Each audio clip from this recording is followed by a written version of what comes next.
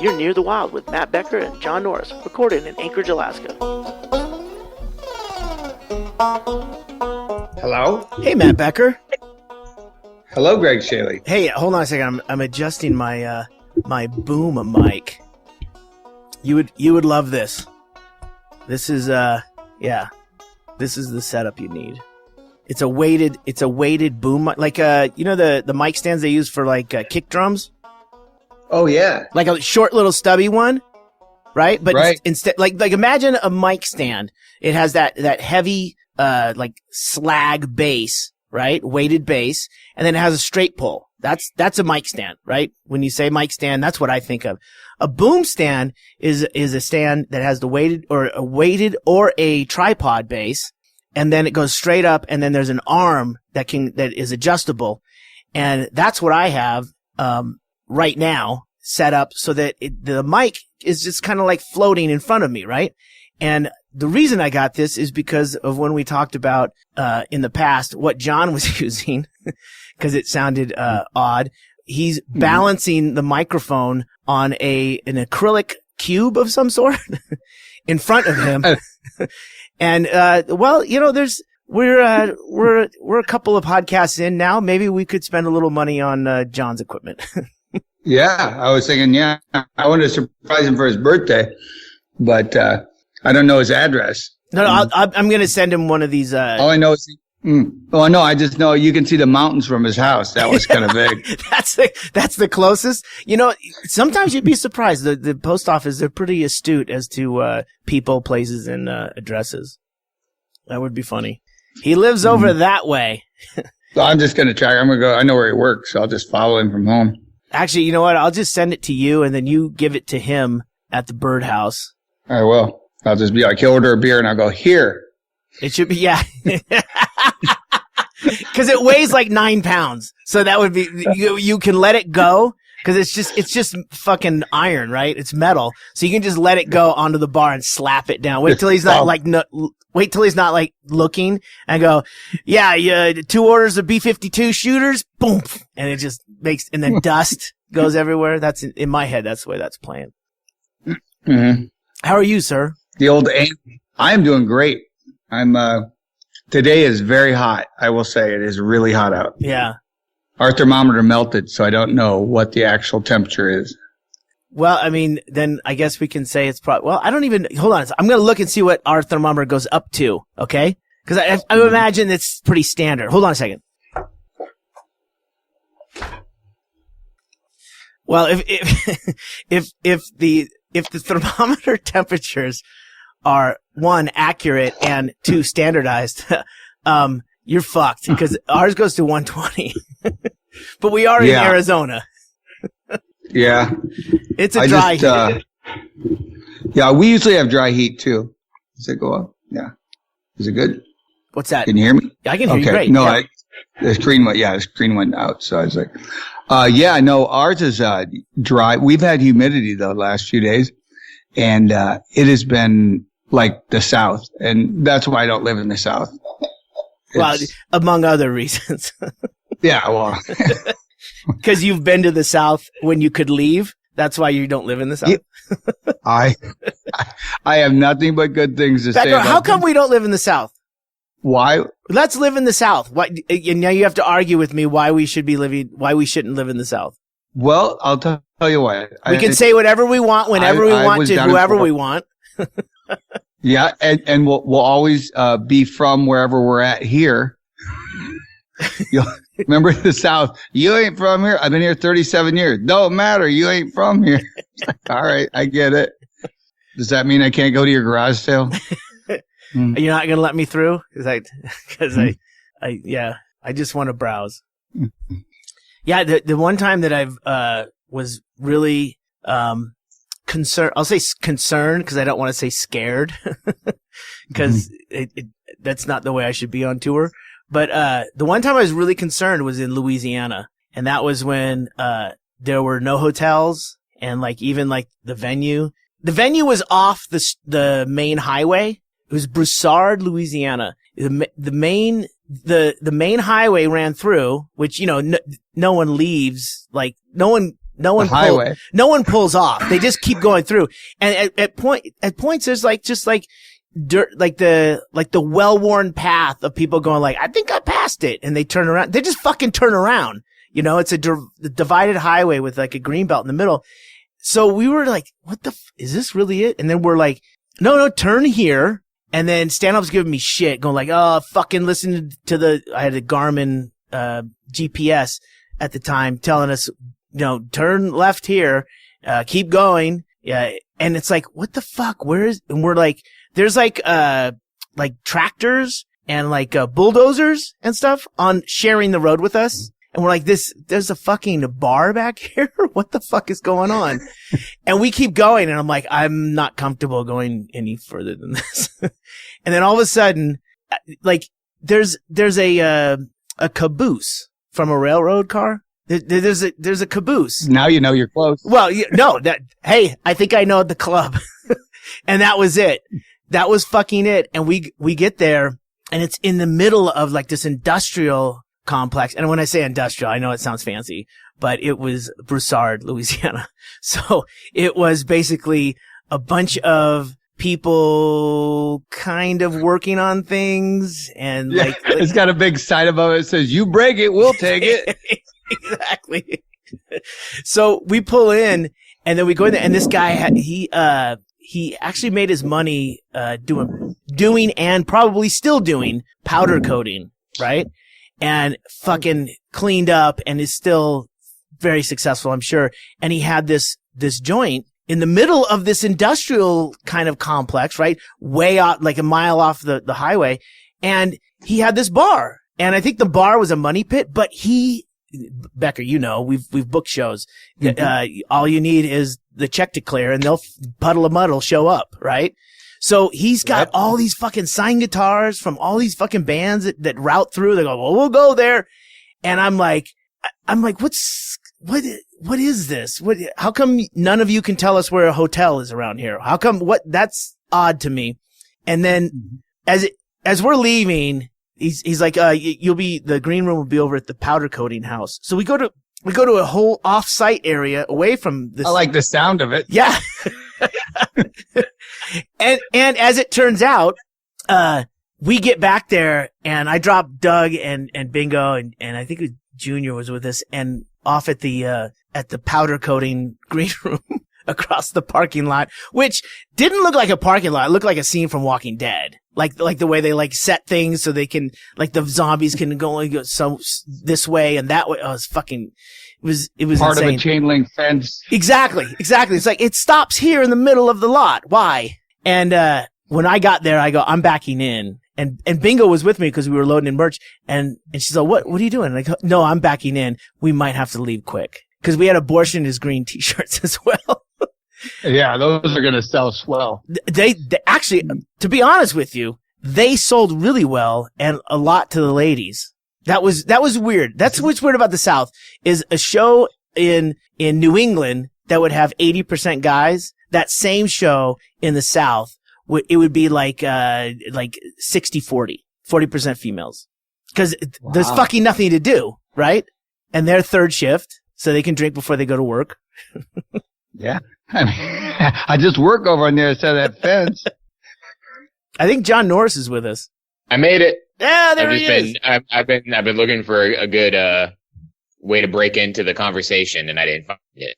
Well, I'm glad. Yeah, I'm glad you got in when you did because we had some other things we were talking about that were John Norris sensitive. What does that mean? Am I getting kicked off? Am I voted off the podcast? Oh, you'll know. No, it's just a surprise. It'll be a surprise. No, I don't like that. How was your birthday? It was great. I had a great day. It landed on my diet cheat day.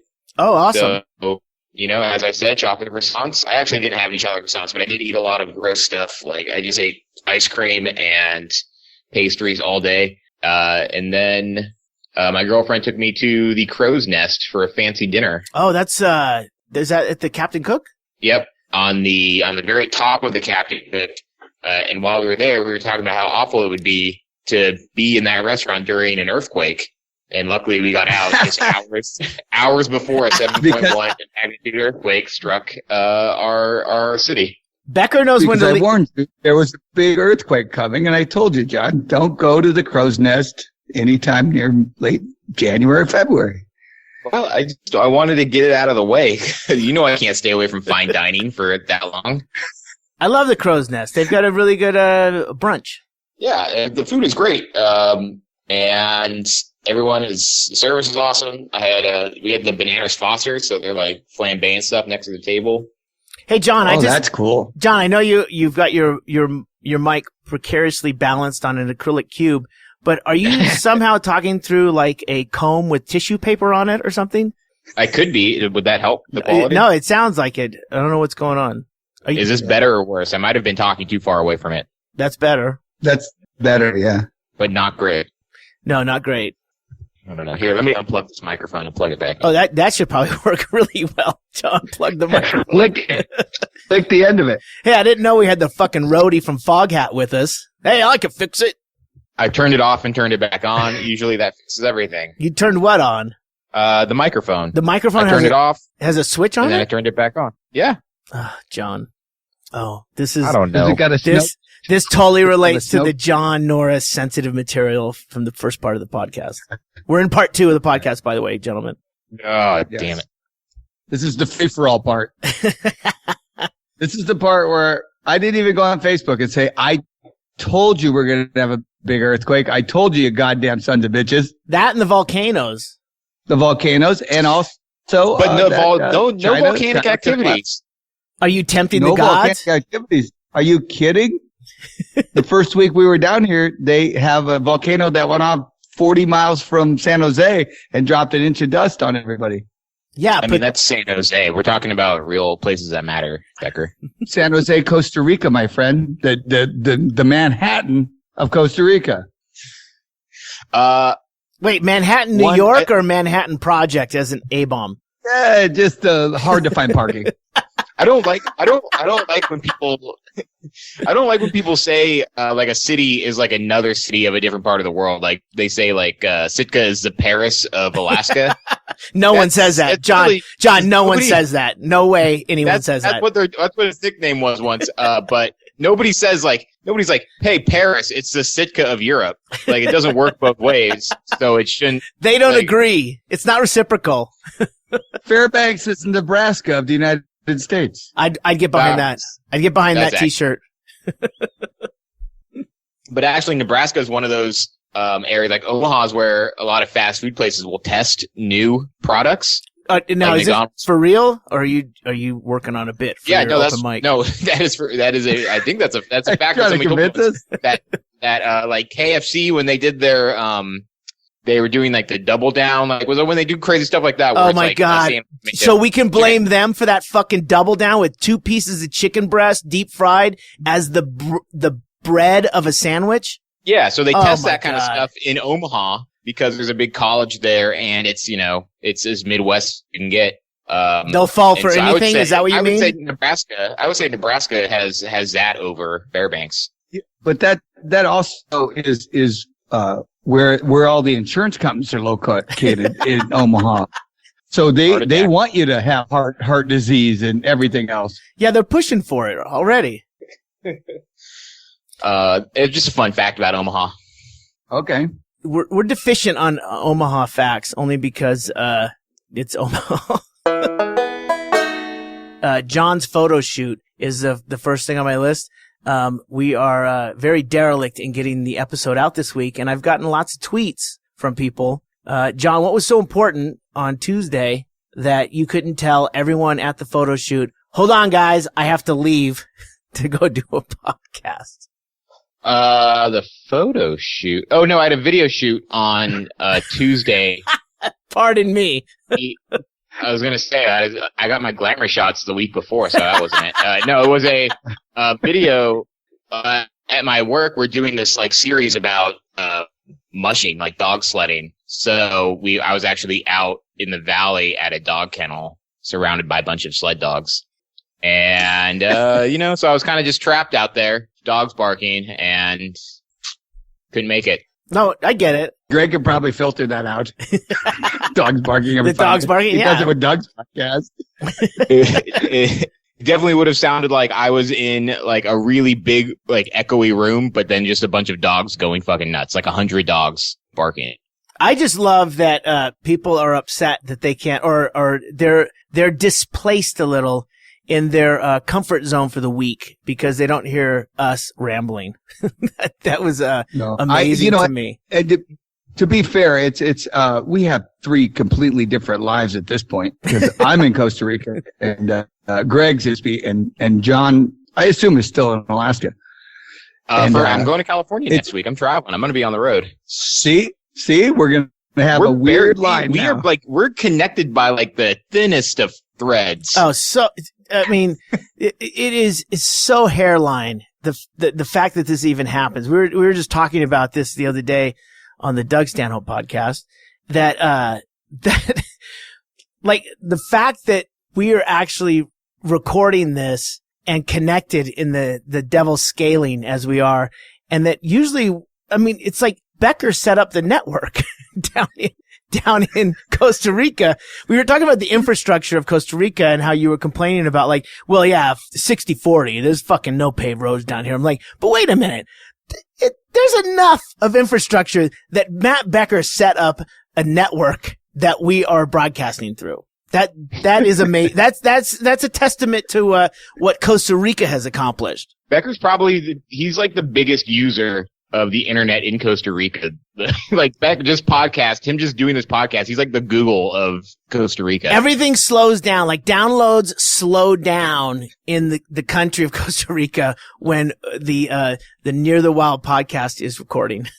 Yeah, it requires a lot of bandwidth. They actually built a tower just for Near the Wild, actually right off our property. So you're so I'll dedicated. take a picture. It's very, very cool.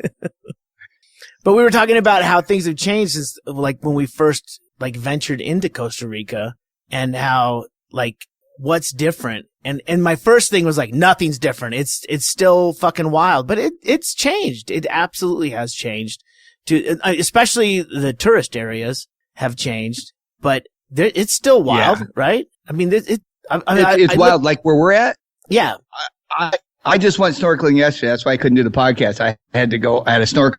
Well, as long as it was something important, because yeah, John and I had to go to. Yeah. No, it wasn't low tide. There was only one day of low tide this week we could go. So we should probably. I'm not being a dick here. I'm not hanging out with dogs here. I'm looking for fish. Hey, John, we should consult the tide charts in Costa Rica next time we want to do a podcast. Yeah, I know. We've been pretty inconsiderate about this. Yeah. Yeah, the moon wasn't right for the podcast yesterday. That's what they say down here. When they don't do something, like we had a guy got to cut wood and put it in, and the kid goes, "Oh, not today." And we're like, "Why not?" He goes, "The moon's not right." And they say that, and you're like, "Do you really believe that?" And, wait, that was an answer to a question? The moon's not right? Yeah, he was supposed to be putting beams up in our place, and he didn't do it. And he said, "The moon's not right yet." And we're like, "Oh." So I assumed either he didn't want to work or that he was hungover. Yeah, those are my two guesses. Right. So those are my two guesses right there. So I'm with Fritz and Amy yesterday and Becky, and we go to this spot where we've never snorkeled before. And I go out there, and he takes me to it because I've never seen it. So you need to have somebody show you where it is so you don't just jump in the rocks and die. And so we go to the spot. On the way there, Fritz tells me there's a tree down here that you don't want to touch. You don't want to get the sap on you. And if you burn the wood, it'll kill you. It's a manzanillo. So, manzanillo. Manzanillo? Manzanillo tree. You just stay away from it. And they're actually there. Hold on, Becker. I think Becker's breaking out during really important information. Yeah. You cut out when you said, this is what it sounded like, Becker, from John and my standpoint and the listeners. It's like the one thing about the manzanilla plant is you don't want it or you don't want it and then you'll be fine. It's easy to identify. You just have to look for the...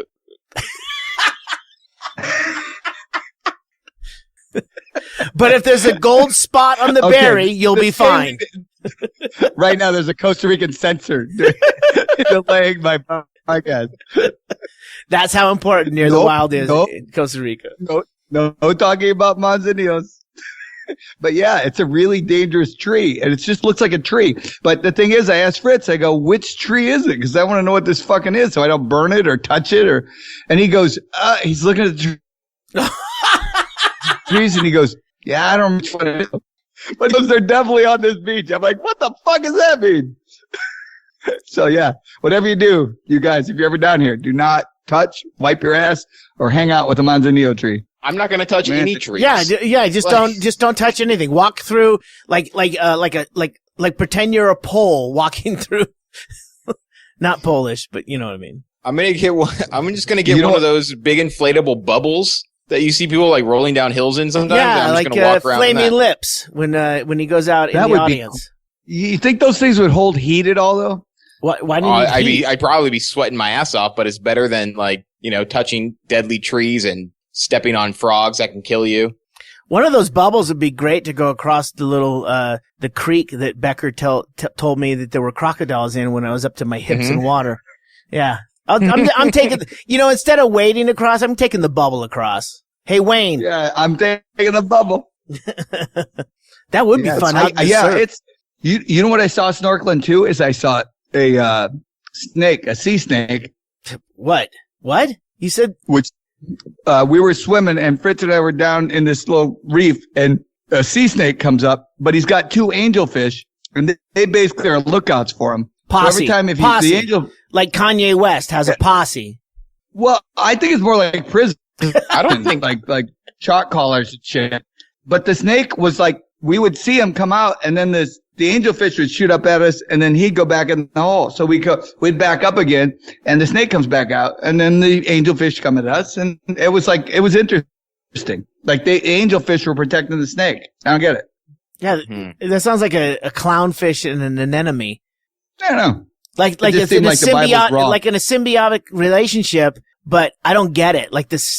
It seems like the sea snake would either eat the angelfish or attack you while you're looking at the angelfish. Right. You think they'd lure us in, not drive us away. Well, maybe, I don't know. The sea snake was having a rough day and his angelfish friends were like, hey, it's not a good time. He's going through some stuff. Just come back tomorrow. Maybe he'll feel better. He'll bite you then, but today it's just not good for him. Look, professional courtesy. Anyway. Professional courtesy. Can you guys just back off? Today's not good. It was weird though. I bet on the Super Bowl with the snake. It gave me 4 points. I was like, okay. So are you guys we're gearing up for the Super Bowl right now out here in Bisbee, which is an invite only event. Doug was just on the Rogan podcast talking about. Is that a jab at Tucker? No, Tucker's welcome. Are you kidding me? Tucker, I know. I have to tell you, this is a testament to how fucking great guest that Tucker was. Tucker Campbell came down. I don't even remember when, but he came down here for an event. We were doing it was during the taping of the shows for Stanhope. And when he came down, he brought a local distillery vodka and gin and 2 bottles of wine. And we just opened the door and said, come on in, you can stay here. And he handed us all this stuff and we're like, fuck, that's fucking cool. And he was totally invisible the whole time he was here to everyone, which is Becker, that's a golden guest here at the compound. And that's if you can figure that out, you can go more places, people. Yeah. I did ask him because you told the story about you waking up to make breakfast for him and he was just gone. And I asked him about that and he said he was so severely hungover he couldn't even imagine having to look at somebody and communicate with them. Having to stomach my breakfast. I get it. So he just went and wandered the town alone all day. But this is how I realized what a great guest he was. Because 2 nights ago we were in the fun house and we ran out of gin. And I go, "Oh, we have some gin downstairs in the suicide house, Tracy. I'll go get it." She goes, "Don't get that gin." She's referring to the Tucker Campbell gin that came from Denver. She refused to bring that to the hoi polloi hanging out in the fun house. And it was classy. well, come on. No, we'll share it. No. Class gin. It wasn't. It was better gin. It was the sentiment, and very very much appreciated. Yeah, Tucker Campbell's welcome. Come on down. Great guest. Yes. I need another bottle of that scrubbing. What you need another?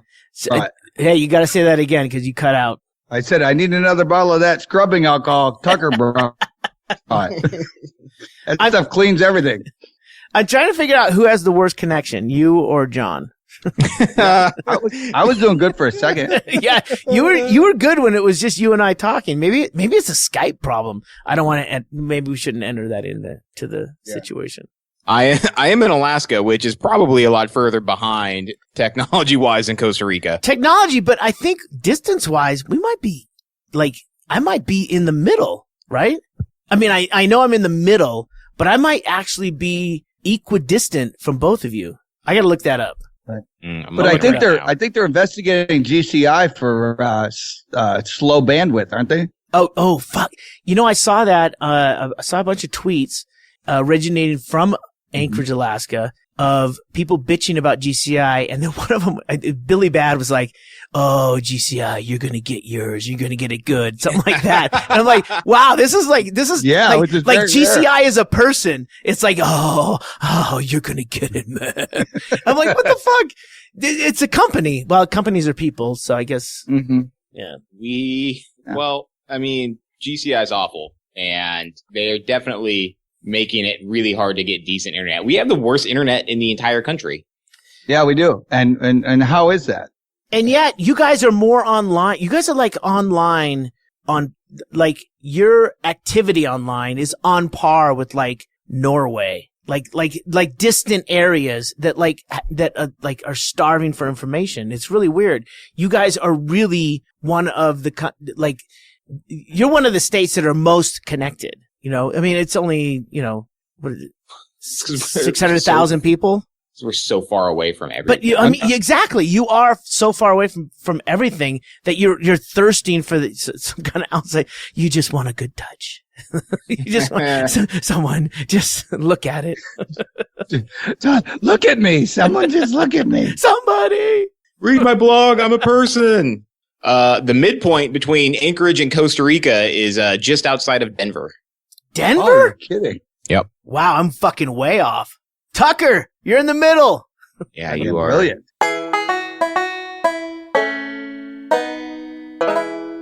I have to tell you guys, I came to a bit of an epiphany the other day. Tracy and I have been kind of in limbo. I've had stuff in storage since 2005 when I moved from Tampa, and that's the best way to put that. And I finally picked up all of our belongings and brought them here to Bisbee. It's been 11 years since I've seen some of this. I didn't even, it was like almost Christmas opening U-Haul boxes. It was almost like Christmas. Where was I'm trying this to think about 11 years ago you'd have to. Where was this stuff stored? Were you like bringing it with you place to place and throwing it in storage, or was it like in storage units around the country? The stuff left Tampa in a thing called U-Pack, which is a company that drops off a bin, and you like, it's almost like well, it really is. It's a gussied up trash bin that you put everything in, and then they'll take it, instead of to the dump, they'll take it to where you tell them to take it to. And it went to Seattle. And then, everything's been in Seattle for, 11 years. And then when we left Alaska, some stuff went up, and then it came back and then sat there for a couple of years. And then now everything's here, and it's fucking amazing, because some of the stuff is like personal stuff that like I got from relatives and stuff that I forgot that they were relatives. I'm like, oh fuck. Nana's rugs. I forgot all about those. Oh my God, are those deviled eggs? Well, we're gonna toss those. Yeah, it was. It's great. And then that's cool. How cathartic. Oh so what God. What does this mean to you to have your life out of storage? Well, first of all, it's to come out of the closet. I'm finally out of the closet, everyone. It's $200 less a month that I'm paying. Wow. So in addition to the rent-free place I'm living in, the house, it's an extra $200 I'm not paying for rent. You're paring your life down to the bare essentials. It is so dependent on Doug Stanhope. And, it is, it's great because I went downstairs and the suicide house, we had all the belongings from, Whiskey Girl and Nowhere Man, down there, and it was a very sacred place for a while. And then Bingo said like, no, you can move stuff around. And I went down there and it was really the majority of the shit down there. Like 80% of it was all of the garbage and the empty boxes that the relatives picked through like vultures and then left. So it's like moldy, like feather beds and just like empty boxes with like what's in here? I'm sure I'm going to find a scorpion or something. And it's just paper and a box. I'm like, this entire footprint of this house is the majority is taken up with like trash that people went down there and picked through and then fucking left. You know, like the end of like the US Festival or something. This is the debris left behind of a big concert. I'm like, what the fuck? And now I have a place. I've got a band set up. I've got a workbench. I've got everything. And it's like, and all of our stuff is packed totally in this house. It's fucking fantastic. So that's what it is. It's fantastic. So you're just sitting there wearing your 8-ball jacket and, playing the drums.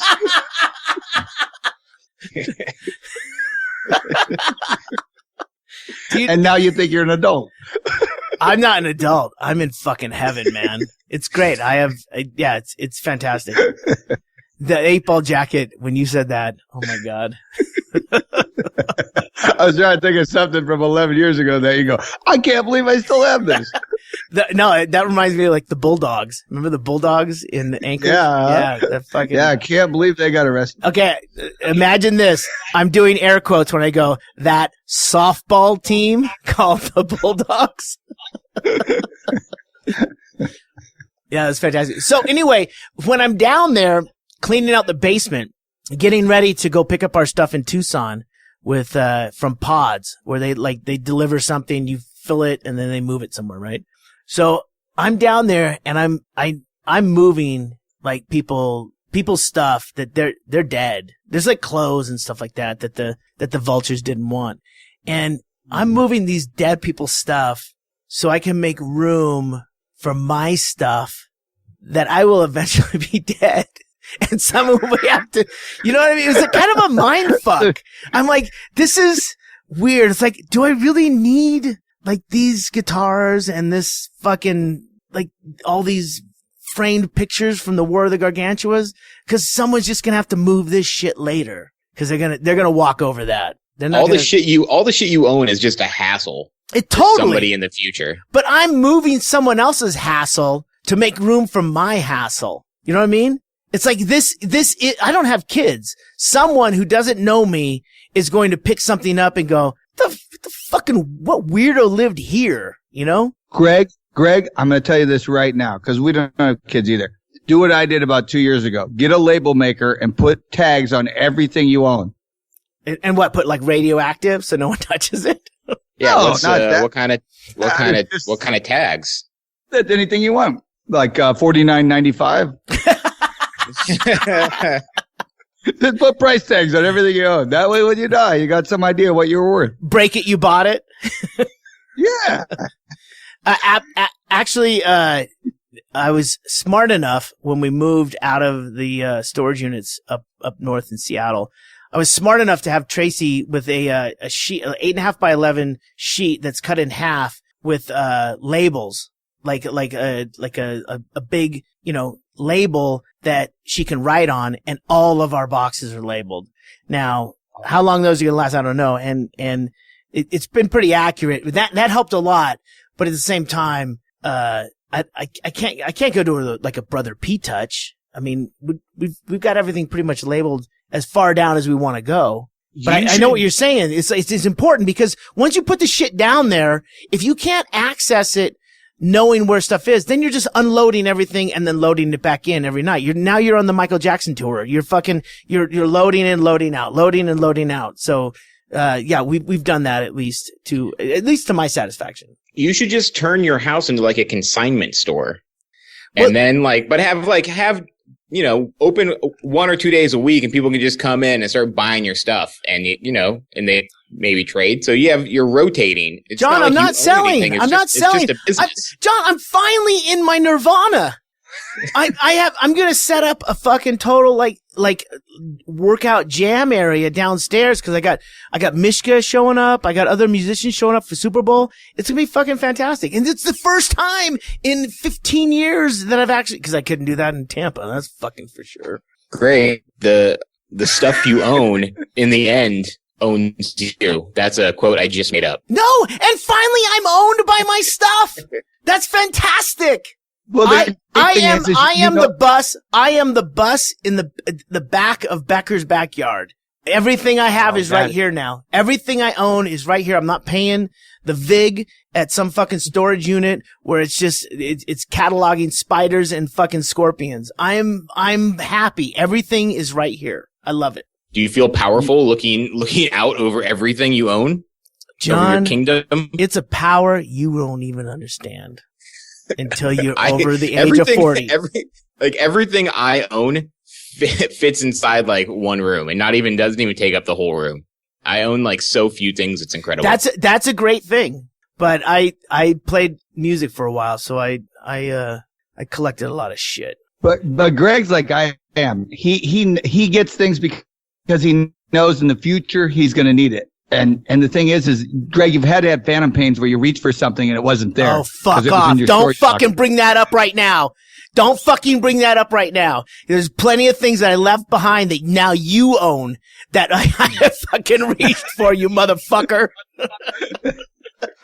I'm like the opposite of that where I won't buy something unless I can think of like 20 ways I can use it like right then and there. I don't buy stuff that I might need in the future. My God, I just realized, Matt Becker, you have my mannequin.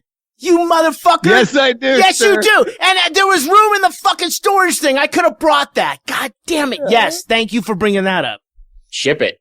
No, I don't. Once you leave Alaska, that shit's gone. Oh, and we have the record player.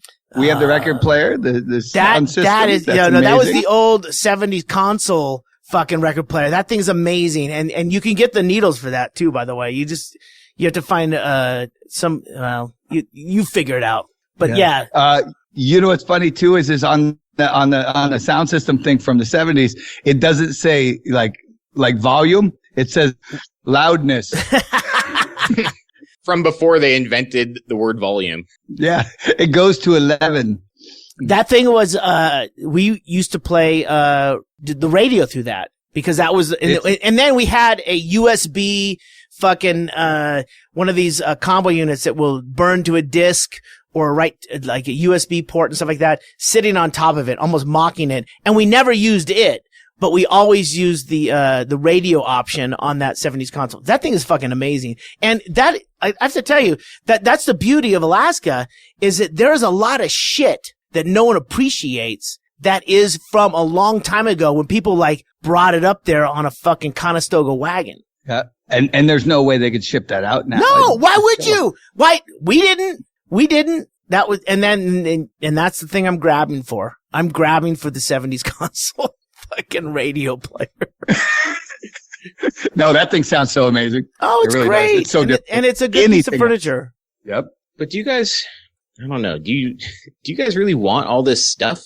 Like the best feeling in the world to me is when you're moving out of an apartment and you look around and it's like empty and you're like, why haven't I just been living like this? This is wonderful. What a great feeling this is. John, I'm going to answer this, honestly and succinctly, that when you are moving and you throw the shit away you don't need, it's very liberating. But when you arrive after that pared down shipment gets there, it is glorious because you have purged and you've accepted everything that you own.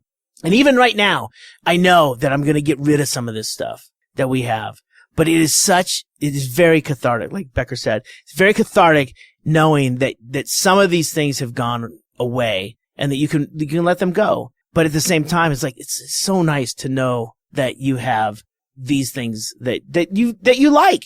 They've made the cut, right? They've made the cut. Yep. A cut doctor.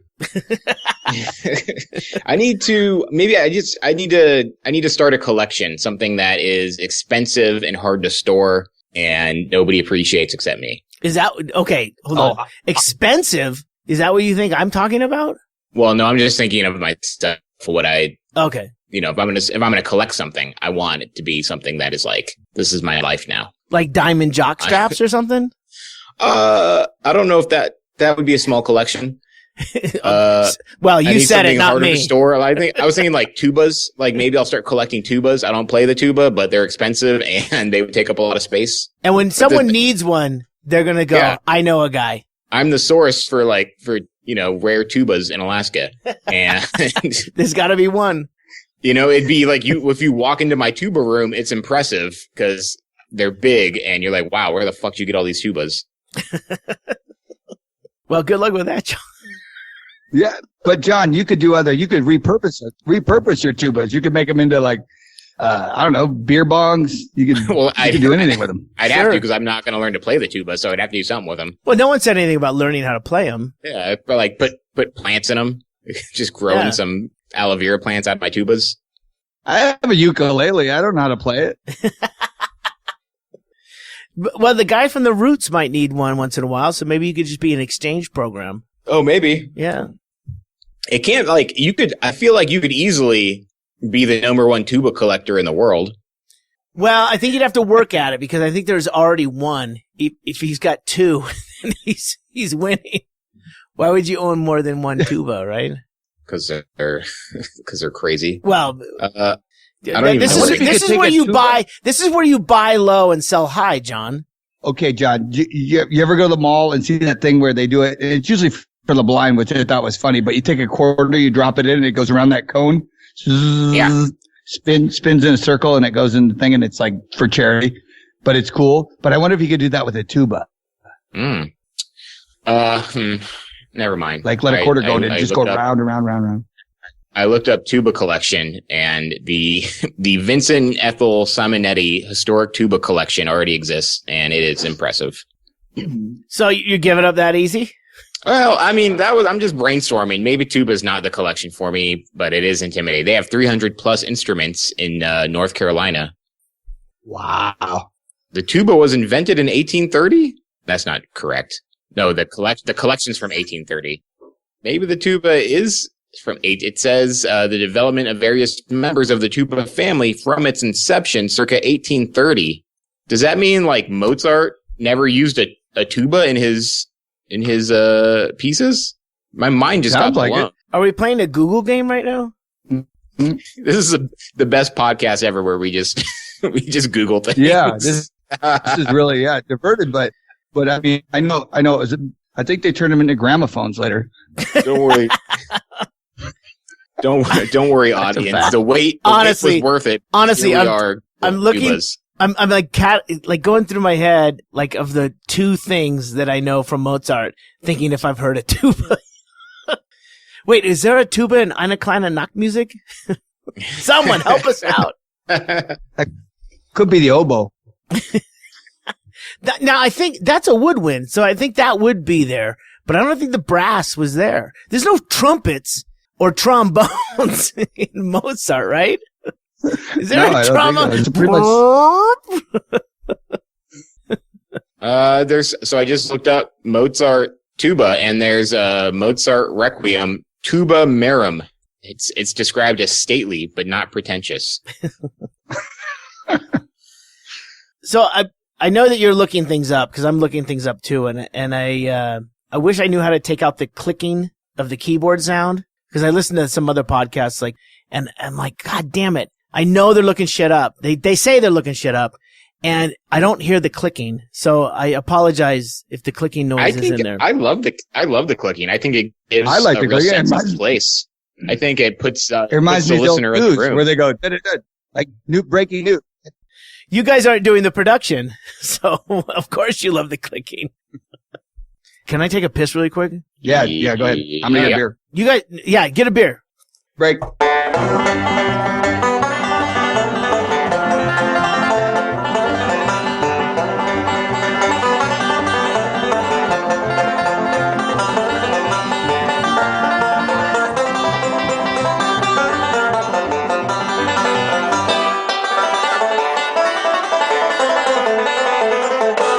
To be honest, I went and made a drink too.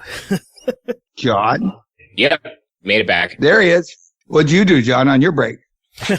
I got some more coffee. Okay. I did a shot of tequila and I have a beer. I started recording the podcast locally, at least my vocals. So maybe like that will be a quality boost. It sounds like too much work, but I could record it myself and send it to you. It doesn't sound like much more work for you. No, it's more work for you. That's what I'm worried about. Now, there's a way to do the podcast where each of us record locally what we're saying, and then we all upload it. We could use Dropbox or something like that. But then we would have to sync everything, which is not that difficult. But I think we get by all right this way. This is all one file. We do it in stereo, which is me on one side, you guys on the other. But I don't know. I'm open to suggestions, but I'm pretty comfortable with this way. I don't think it sounds that bad.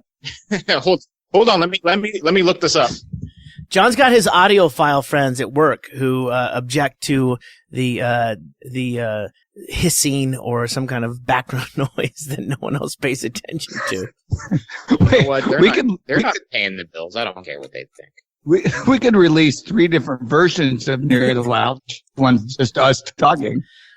That would be interesting. What's going on in Costa Rica? Costa Rica, basically they got an election coming up, and it's I hope it goes well. I don't know. What do you care? What does it? That really doesn't affect you, does it? You're there for a couple of months. It does. 2 months every year. I certainly don't want this place to become communist. That's true. Is there a fear of that? Okay. Is that a threat? No, but they always act like it is. They got 13% last time. You know what you got to worry about is the Zika virus from the mosquitoes. Yeah. I saw that. Is that a problem in Costa Rica? Not yet. Well, I read about it, and the thing is, it's all in Central America, but all it really does is messes up your babies. So yeah, so it's really not my problem. You and Becky are in the clear. Yeah. They said it causes a mild rash, and you don't know you have it. Well, yeah, but like, there's a ton of things that, like, it was a joint pain, a rash, and a fever, and that's a ton of things. I mean, that is yeah, it's called spring break. Yeah, on WebMD, if you put in those 3 things, a mild rash, a fever, and joint pain, 88 things come up. I mean, hold come on, let me look for that. I hear that now. Those are mock keyboard hits. It's only when you have a disformed baby that you know you have it. Well, yeah, microcephaly. But did you? Microcephaly.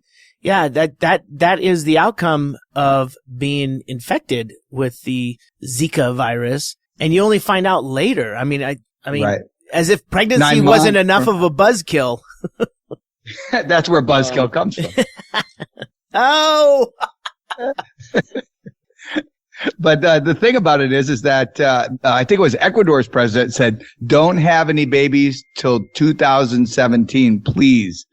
I love that. I love that idea. I think the world would be better with that philosophy. No? Yeah. Yeah, I know. I mean, think about it. If everyone stopped having babies for 2 years, just to fucking level some shit out, man. Yeah.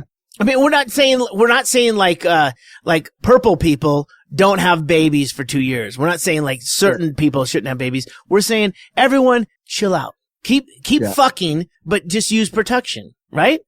Right. Or mosquito nets. And you can, as long as you're fucking a mosquito net, you're fine. That's the protection for having sex is a mosquito net. But I'm not sure that would solve any problems, because when you tell people not to do something, even if there was hypothetically a way to keep them from having babies for 2 years, once those 2 years were up and you were like, all right, start having babies again, everybody would be like, fuck yeah, time to have babies. And then everybody would have babies at once. Like after VE Day. Like yeah, everyone, like all of a sudden, the earth, and then like 1 billion people are born on the same day. Well, I guess you just have to figure out when you have to make that announcement, John. And that's for the leaders. That's for the leaders. That's for Trump to figure out. They should do it like alternate side parking. Just 1 year you can have a baby. Next year, the other people across the street have a baby. It's like, that way it equals everything out. That's you guys right now in San Jose. you can drive on odd days, right? Depending on the last 2 digits of your license plate in San Jose, Costa Rica, you can drive or you can't drive on certain days, right? Really? Yeah. Costa Rica's doing it. Oh, it. your license plate. Yeah. Yeah. And it's very weird. India's doing it too, but it's to mixed results because industry plays a huge part in pollution, as it turns out. Yeah. But also in India, they're doing the alternate side pooping on the side of the road. So that's weird too. You two are pretty knowledgeable. John, you're in public radio, public broadcasting. I'll say that. Sure. John, you're in public broadcasting, and Matt Becker, you can riff about anything, whether you know about it or not. Right. I got some tweets about Studs Terkel. Anyone? Yep. Oh, yeah. He was a great interviewer of the what's his famous book where he just interviewed a bunch of working class people. Okay, he was a journalist. I don't know what to say about it. He was one of the inspirations for a show that I work on called Indie Alaska. Mm-hmm. Oh, what was he really? What's that? Like his interviews, because he has a lot of audio tape interviews. His interviews were inspiration for what you're doing right now? Yeah, because the people he interviewed weren't necessarily notable people or people that you would have heard of. They're just everyday people, and he went around and got their stories and shared it. He's kind of one of the only people to do that in his day. Kind of Sunday Morning with Charles Kuralt back in the day before we knew Charles Kuralt was a fucking polygamist. I didn't mean to get dark. Yeah, Sorry. I have no idea who that is. But he was a guy who just interviewed the everyday man for the common story, right? Yeah, Working was one of his big books. And right. It was Working. People talk about what they do all day and how they feel about what they do. Sounds like you're reading something off of a web page. That is the official title of the book. How much does it cost, John? It depends. Do you want the audio version? You want the Kindle version? Yeah, we'll do Kindle. How much? $4? I'm actually on Wikipedia, not. All right, Becker, now let's hear Becker, because Becker's riffing. He won't go off online. No, Stud Circle. After his football career, he went into writing and he worked with the average Joe, and he dealt with a lot of the guys that came back from World War II. So he worked on his book he wrote was The Good War, and it basically was he talked to the average guy and his outlook on what America was and what it is, and he was kind of like a Dick Cavett where you just kind of you trusted him. He used to do the thing about he said, hold on, huh? I'm not sure how much of what Becker just said is true, so I'm fact checking. It's all true, John. I told you there was an earthquake, wasn't there, John? I don't have to knock stuff off. I don't have. Was there a to knock your two things off a shelf to tell you that I know what I'm talking about? I'm not seeing anything about football. I knocked your little cube off your mic stand, and you don't believe me. And all right, it checks out. There was a book called The Good War. All right. As a journalism major, I don't film it. I write it. Just check the sources, man. I'm not going to believe you without checking the sources. Yeah, you can't take the reporter out of the boy. I mean, come on. Yeah. So, can we go back to Dick Cavett? What happened to him? Why? Because I find when I go back and watch him on YouTube, I know we jumped from Studs Terkel to Dick Cavett, but I think it's a natural leap. Dick Cavett, he was so interesting as an interviewer. How come that didn't go further? Why wasn't he why didn't he have a night show? I believe Dick Cavett was, I know, I think he was gay, and I think he just always liked being right near the limelight, not in it. Well, hold on a second. Near the limelight, I mean, he was on TV, so he's in the limelight. Yeah, but he stayed in the intellectual part of the limelight. He was such a good interviewer. He was amazing. I grew up watching him on NPR or whatever. PBS. The PBS. There you go. Thank you. But yeah, I mean, I'd sit and watch that. I learned more from Dick Cavett than I did 60 Minutes. Do you know where Dick Cavett's from? Nebraska, the Fairbanks of the Midwest. Now, if this was a really, I believe you, Jim. If this was he is. He is. He's from Nebraska. But if this was a polished podcast, that would be our closing credits right there. We'd be playing the banjo music. That was amazing, John. That was good. I don't know anything about Dick Cavett. I've never seen his show or You actually sound like Dick Cavett. At the one time you could actually contribute with some actual knowledge to the show, you John, fucking you nailed actually it. sound like Dick Cavett. You nailed You it. sound like Dick Cavett. Perfect. I'm learning all about him just scanning his Wikipedia. That he has bouts with depression. There's a whole Wikipedia section called bouts with depression. Wait, he's still alive? Yeah. Wow. He just got married in 2010. What? He was married to Carrie Nye from 64 to 2006 when she died, and then he remarried in 2010 to a Martha Rogers. Huh. Huh. Well, I have another thing that's on my list, but I don't want to talk about it. Why? Is it sensitive? Well, I was going to do a little research, but I had to do some internet computer work here at the house before the show today, and I couldn't, the show. Sounds so official. I couldn't do the research. The production. Before the production, and I couldn't figure it out, but it has to do with my ears. And I feel like I needed to give a little more insight into it before I have to have a little more information before I can actually go into it. Well, what's the problem? Let's just try to work it out. I got the fucking. All right, so Are your ears always wet?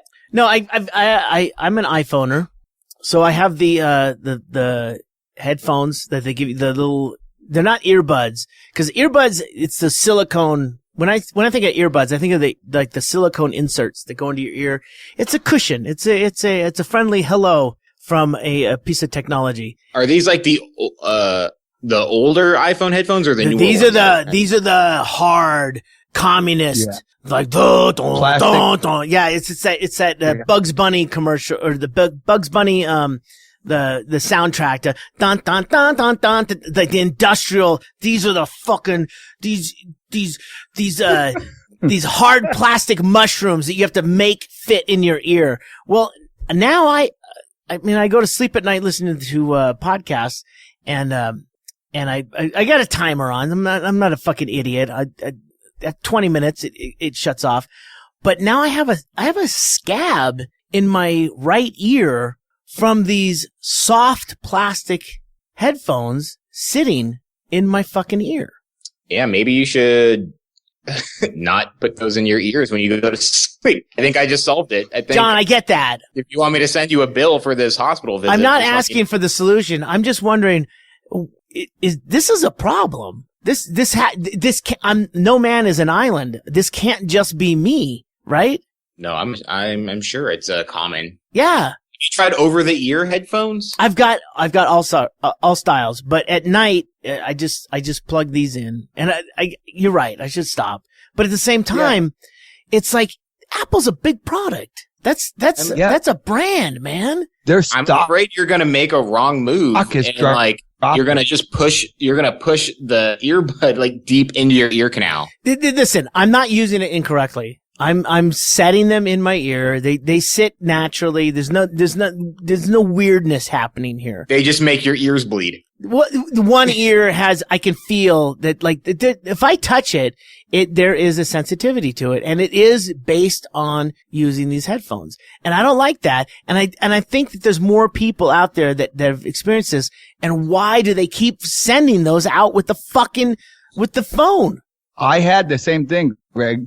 I used them because I'm an Apple guy from way back, and I used them, and because I have a deviated eardrum from using drugs, and wait, what? I ended. You mean do you mean swimming? You mean swimming, right? Come on. Yes. Yeah. You're a business owner. You're a business owner. That so swimming accident. I was a youth, and we experimented. I didn't know you couldn't put cocaine in your ears. And what I ended up doing is, because I had the same thing, it started to irritate my ear. I was sleeping listening to podcasts, and it was bruising my ear, I think. And so what I did was I took shooting, the mufflers things you put on your head for shooting. The headphones? Ear muff? The big, like the guys on the tarmac, like bringing the plane in. The big, over the ear protection. Yep. And I just throw the earbuds in there now, and I put those on, and I sleep with those on. That is very romantic. It seems restrictive. Yeah. Like you couldn't move around a whole lot. Becky must love that. We don't have any kids, if that's what you're getting at. Mission accomplished. John, what were you going to say? It seems restrictive to put those big, like, hard headphones on. Like, you can't move around a lot. Yeah. So what's your I point? understand. You really shouldn't. You're sleeping. Why? What do you got to run a marathon while you're sleeping? Come on, John. I like to have the freedom to roll around. I just wrote this joke today and it made me laugh. Listen, my dad never talked about the time in the war except for when he was sleeping. I love that you're in Costa Rica writing a joke like that. It's like, what the fuck? But you're in the sun and you're drinking tequila, so that's great. Yeah, it's perfect. It's the perfect combo. All right, well, I guess I exhausted my ear hurts line item. Yeah, I guess we don't have a solution other than sorry, Greg. Sorry. No, that's all right. Remember, if it hurts when you do that, don't do that. Yeah. Okay, we got to do the crime of the week. What's Crime of the week. What's the crime of the week? Crime of the week. I think we have to do it. Anchorage has gotten spiked with a huge epidemic of crime. Oh my God, totally. And so today I found the crime of the week. It's some lady got picked up at 2 a.m. over on some street by two guys. And the way the story reads is they were going to take her home, but they had to stop at a friend's house to pee, and they left her in their van. And when they came outside, she was in the driver's seat backing out of the driveway. And when they went towards the van, she pointed a gun at them. So they didn't do anything. She drove off with the van. Oh, she'd used their phone first. And then they called them back and said, well, $900 will return your van. So they called the police and said, okay, we'll meet you there. And they arrested them, trying to hijack a van and sell it back to them. I got lost in that. Yeah, There's a lot of details. Yeah, I know. At first, I thought the girl was getting attacked, but then they stopped for a bathroom, and then it seemed like the girl was like the thief. She set him up, and then the guys were bringing the car back. And they found her in a tent in the backyard in Anchorage. Tell me we're not having snow. Should this be labeled the most confusing crime of the week? That's my vote. What kind of van was it? See, now you're just adding more to it. I don't even understand the crime, much less the vehicle. We should put a link to this story. You know what? It bears mentioning. ADN.com is the Anchorage Daily News, and Anchorage Dispatch News. Is that what it is now? Yeah. All right, it's still ADN.com, and that's basically what I look at, trying to figure out what's going on in the fucking craziness up north. And then Tico Times is the Costa Rica paper that I look at. I'm sure, Becker, you get a hard copy or a coconut copy of some sort I down do. there. Yeah, so I've always wanted to say that is while you're down there and while you're up there, those are the things that we're kind of looking at. Mm-hmm. And it was the crime of the week. Was that in the ADN? Yes, it's the most bizarre story I've read. That is crazy. You just read it, and you know there's more to the story. But these guys, I would assume, because they don't give their names because they're the victim, we're trying to do a drug buy or something. Sure. Yeah. But yeah. To leave somebody you picked up at 2 a.m. in your van with the keys in it? Come on. Well, no, they just stopped at a friend's house to use the bathroom. You know how you do when you're on your way home at 3 a.m. Like, I gotta really go. I'm gonna stop at a friend's house real quick. And we're gonna both go inside and leave you here. So, the other story that was just posted today: Sitka fugitive caught in elaborate tunnel system beneath trailer home. So, a guy who's wanted on drug charges dug a tunnel system under his trailer, and like the police officer actually had to like go in. After staking out the trailer park, I had to go into his trailer and like track him down in his like tunnel system. He's El Chapo of Sitka. Yep. The Paris of Alaska has its own El Chapo. But could you imagine having to you bust into this like mobile home? Like, listen, I've bought drugs before. I've been in a mobile home park in Anchorage.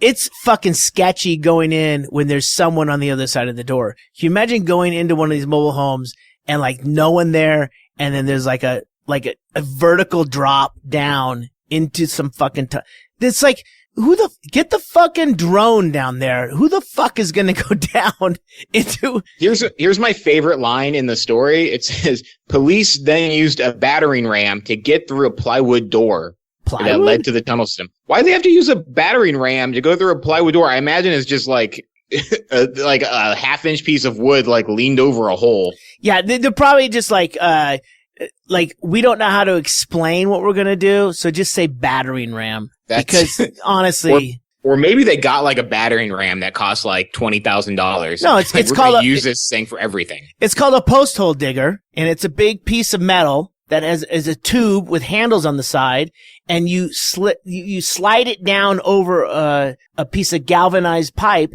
and you lift it up, and then the weight of the actual device helps ram the piece down in. That's a battering ram, John. It sounds so elegant when you read the report, but it really is. It's available at Lowe's for $12.95. The problem with that story is that they don't list what drug he was. Wouldn't that be great? That would answer so many questions. Because I assume it's meth. If you have time to build a tunnel, I assume you're up. Yeah. Or if it's mushrooms, I don't feel like the tunnel would be very deep. No, the tunnel would go onto the roof and then just stop. If it's mushrooms, it would be like, we need to see the stars. It would stop at an orange cone. Yeah, and if it's pot, it just goes in circles. If it's pot, it's located in the kitchen. Dude, this is where the burritos come from. Stop, drop, and roll. Do you want to end this? I think we should. I like the idea of not ending them anymore and just having like each episode roll into the next one. So when you play them back to back, yeah, that's hard for me. That makes it even harder for me. It's just, I just want somebody to listen to it like it's a 24-hour conversation that just keeps going. You know what? Let's do this. I'm going to end this podcast before we go to our canned fucking end. I want to say thank you to everyone who listens and follows us on Twitter and actually makes an effort to acknowledge us, because honestly, I know we've talked about this off the air and somewhat on the air. I can't believe anyone listens to this. I love talking to you guys. Yeah, I'm pretty sure we would keep doing this if nobody listened, but it's nice having. Honestly, John, we do this not thinking about who's listening, but honestly, I have to say, I appreciate everyone. I know you guys too. That I look at the numbers of how many people are following us, and I fucking love it. It's fucking great. And I work for a guy who has tens of thousands of people that listen, and this excites me. The fact that you and I meaning you and Becker, can I have to, it's the emotions getting too hard for Ggreg to speak through. Yeah. You think you're a black guy winning an Emmy. I'm saying this through tears. It is amazing. I love it. And every time I read the tweets and people wondering where the fuck we are because we're late, because we actually don't have any kind of work ethic. And I want to say thank you to all of them who are listening. I know you guys feel the same way. I agree. Thank you for saying that, Ggreg. Because I do appreciate it. And I, like I said, I have a lot of people from the bar that come in and people who travel that actually stop in the bar because they heard the podcast, which is amazing. Really? Someone's come into the birdhouse and said, like, I heard you on the podcast. That's why I'm here to buy a fucking Pabst. You've seen these people in Jesus person? Christ. They track me down. I'm still under the impression that they're all like Twitter bots that somehow figured out how to download the podcast. All right. Thank you for listening to another episode of Near the Wild. I'm Matt Becker, sitting in the paradise of Costa Rica. I'm John Norris, sitting in Anchorage, Alaska, which is just moments away from another giant earthquake. And I'm Ggreg Chaille, finishing my third super tall Moscow Mule. I was drunk an hour before this started. Thank you for listening. I'm in Bisbee, Alaska. Bisbee, Alaska? What the fuck? There's no way that's happening. Don't. Bisbee, Rica, Alaska. Bisbee, Rica, Alaska. Good night. You've been listening to the Near the Wild podcast with Matt Becker and John Norris, recorded in Anchorage, Alaska on Matt Becker's backyard bus. Engineered by me, Ggreg Chaille.